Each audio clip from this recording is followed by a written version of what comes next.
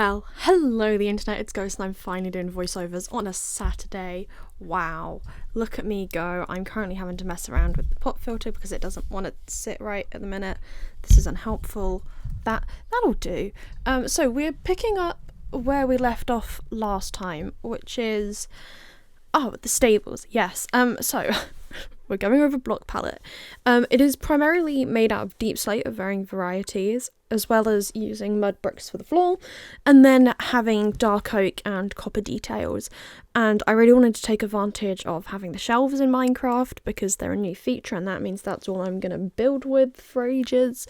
But also just because they add a really interesting texture, and I'm very glad that we have these objects now. So yeah, there's that. And of course I textured this up with some packed mud because that makes generally the most sense. That path outside will get continued a bit more. I didn't really know what I wanted to do with it at first. It has since been done, but I'm not going to talk about that. So going in and filling in all the walls, there's not massive texture inside of this. Which I'm kind of annoyed at myself for not doing that, but at the same time I can always go back and change things. I probably will go back and add more texture to the interiors. It's just one of those things of not really being sure entirely what you want a thing to look like, and also I don't know how I'm texturing the outside of the rest of it, so it makes the most sense to just do all of that texturing in one whole go. Moving along, I kept on doing random stuff. Apparently I'm getting trapdoors. I don't actually know what I'm doing. I was making a little, trough, there we go, for the horses. And then adding some fences. You can tell I'm a little rusty at this, oops.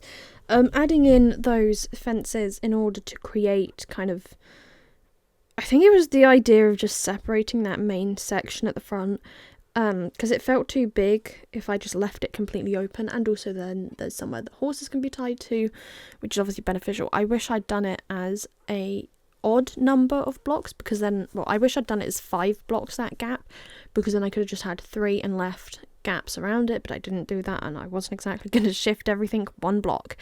I then went in and tried to close up the exterior arches a bit, because I didn't totally like how they looked. I think it made it too open.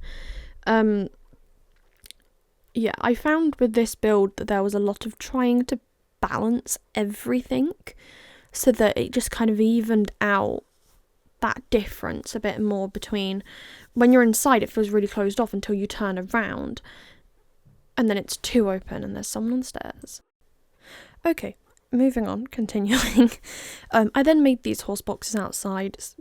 Again, I'd been to Horse Guards a few weeks before I actually did this build, and I kind of took a lot of inspiration from things I saw there, and I figured, even though yes they are under our overhang, I want there to be specific boxes that the horses can go into.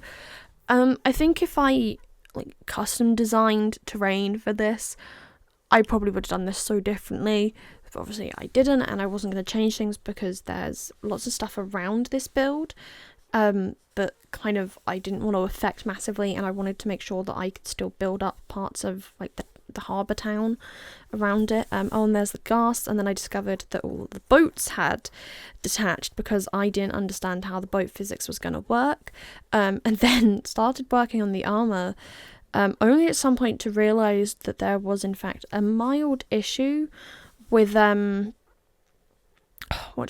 chickens escaping, and at some point I'm going to go and deal with those chickens escaping because I want to find out why they keep doing that, because you'll see as you go back through various videos I did in fact keep having issues. But first I was deciding to work on the armour designs, and I was looking at a reference picture of the armours and what the different trims looked like in order to get it looking how I wanted. I didn't like the first one that I did for one of them and changed it up because it just didn't look right. There was something about it. Okay, here we go. I decided to put the helmet in diamond to put that higher contrast on it. I personally think it just looked a bit better. Then I discovered that there were mild issues of having to try and swap the helmets because stuff. And yeah, I wanted to make sure that there were 2 very distinctly separate, uniforms. I think I talked about this before, of you have for the UK's household cavalry. I don't know if anywhere else has a household cavalry. I'm assuming somewhere does. We have, I think is it the lifeguards and then the blues and royals, and they have 2 distinctly different uniforms that you can look at to identify who it is. So therefore I wanted to make sure that translating that into my Minecraft world, you had 2 distinctly different looks.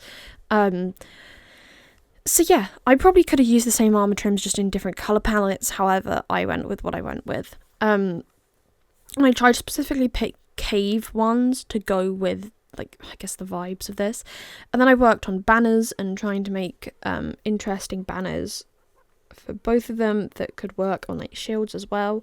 Forgetting that I can in fact not put shields on the mannequins. Oh well, is what it is. And then I had to redo that one. I messed one up and had to redo it. I'm trying to actually remember what I was doing. I can't really talk you through what I did with the banners because it's going so quickly, but you can relatively easily see what it is.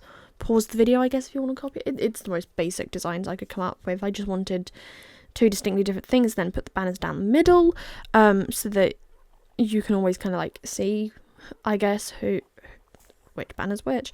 And then I needed to go get horses. Oh, once I added statues, okay. I then had to go and get horses, and I wanted to do it so that one group had a specific colour set of horses, another had another, and then because I think this is the next video, which I do have to voice over as well today, thinking about it. But that way I could also like separate things into, right, we have okay, I think the black horses were for the ones in the netherite armor, maybe?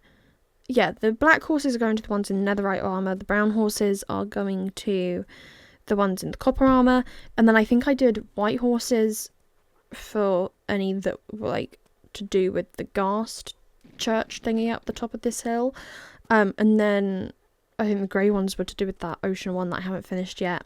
I have plans for that.